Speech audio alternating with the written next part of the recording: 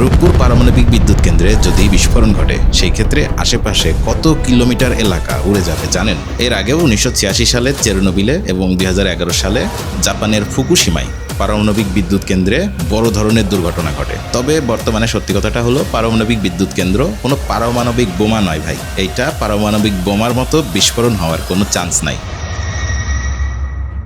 এর আগে যেই দুর্ঘটনাগুলো ঘটছিল, জাপানেরটা ভূমিকম্পের কারণে আর চেরনোবিলেরটা ছিল সেখানকার অপারেটরদের ফল্ট। সাপোজ ধরেই নিলাম এখানেও কোনো একটা দুর্ঘটনা ঘটলো, সেক্ষেত্রে কি হবে?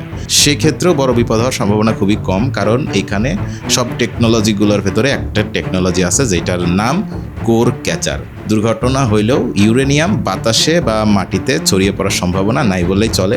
আর রিঅ্যাক্টরগুলো 5টা লেয়ারের খুবই প্রোটেক্টিভ ওয়ালে তৈরি করা হয়েছে।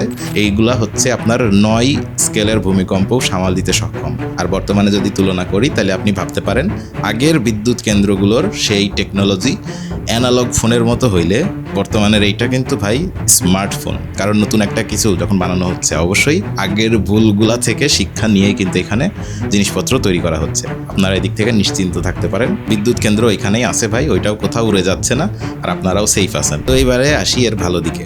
সামান্য 1 কেজি ইউরেনিয়াম দিয়ে যে পরিমাণ বিদ্যুৎ তৈরি করা সম্ভব, সেটা তৈরি করতে 60,000 লিটার মতো ডিজেল প্রয়োজন ভাই। Can you just imagine? আর ওই পরিমাণ বিদ্যুৎ দিয়ে ভাই 3 থেকে 5,000 বাড়িতে পুরা মাসের বিদ্যুতের চাহিদা মেটানো সম্ভব সামান্য 1 কেজি ইউরেনিয়াম থেকে। এখন প্রশ্ন আসতে পারে, তাইলে ইউরেনিয়ামের দাম কত ভাই? অনেক দাম হয়তো বা। ইন্টারন্যাশনাল বাজার দর অনুযায়ী 1 কেজি ইউরেনিয়ামের আনুমানিক মূল্য 3 থেকে 3.5 লক্ষ টাকার আশেপাশে। এবার ডিজেলের দামের সাথে জাস্ট তুলনা করেন একবার, 60,000 লিটার ডিজেল প্রয়োজন। এখন মোটামুটি ভাবছি ভাই, যদি কয়েক গ্রাম ইউরেনিয়াম পাইতাম তাহলে তো মোটামুটি আমি এবং আমার 2-3 পুরুষও আমার বাইকটা চালায় পার করে যেতে পারতো, তাই না?